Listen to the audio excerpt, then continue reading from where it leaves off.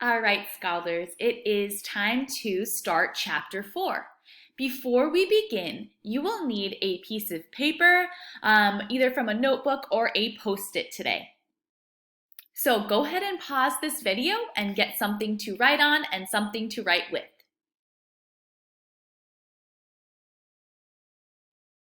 Okay, now that you have your pencil and your piece of paper, let's go ahead and get started. Strong readers always take a look at any pictures that are available to them. So this is the first picture in chapter 4 on the very first page. It looks like it's Clementine and her mom. So let's predict, based on this picture and based on what we know from the previous chapter, what do you think is happening here? I do notice that Clementine's face, she is making like a face. So she doesn't look happy. She looks a little bit like, ooh, should I wake up my mom? And I'm also noticing she has something covering her hair or her head. I don't know why, but I can predict that based on what I know in the last chapter that, oh my gosh, did she do something to her hair or her head because of what happened with Margaret in the last chapter? I'm going to write my prediction down. Now you go ahead and write your prediction down on the question below. Pause on this video, and then once you're done writing down your prediction, press play.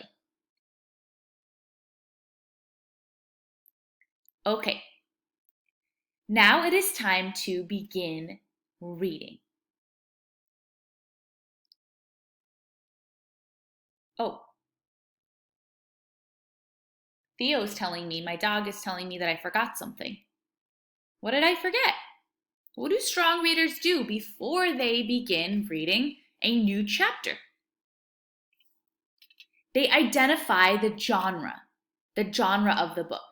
The genre of Clementine is fiction, specifically realistic fiction, because fiction means that the story is made up. And yes, the book Clementine is made up. The characters are made up, and the story is made up by the author.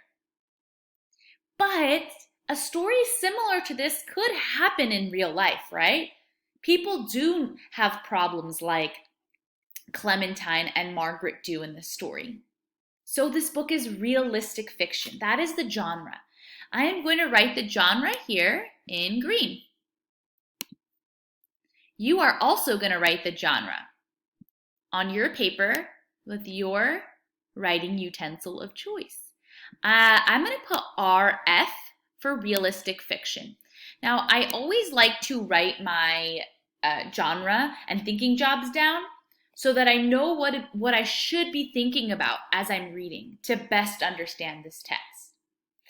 Now, realistic fiction has 5 thinking jobs, 5 things that I should be keeping in mind and you should be keeping in mind as the reader as we're reading. I am going to do my thinking jobs in one of my favorite colors, purple.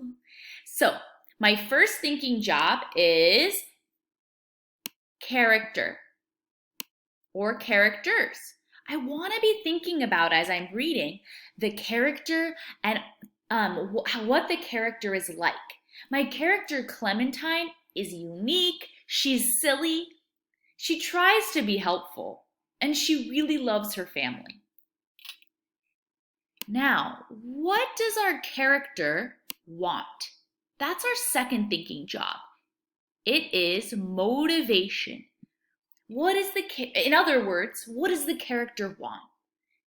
It seems like our character Clementine, based on what we've read, her motivation is, well, she wants to be friends with Clementine.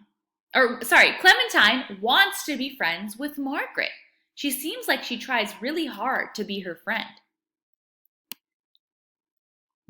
The next thinking job is P for problem. What is the problem in this story? Now, in chapter books, we don't always find out what the problem is right away. The problem begins to develop over time. Right now, what do you think the problem is in this story?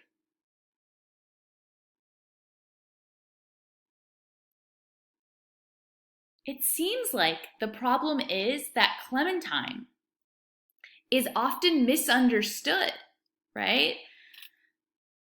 Margaret's mom seems to think that Clementine is a common criminal when all Clementine was trying to do was help Margaret. That's just one example of the problem. We'll learn more as we keep reading in our chapter book. All right, thinking job número 4, number 4, is solution. What is the solution to this problem? How does our problem get solved? Now, in chapter books, we don't learn the solution in the very beginning. In the very beginning of a story, the problem doesn't get solved, right? When does the problem usually get solved in a story? The beginning, the middle, or the end?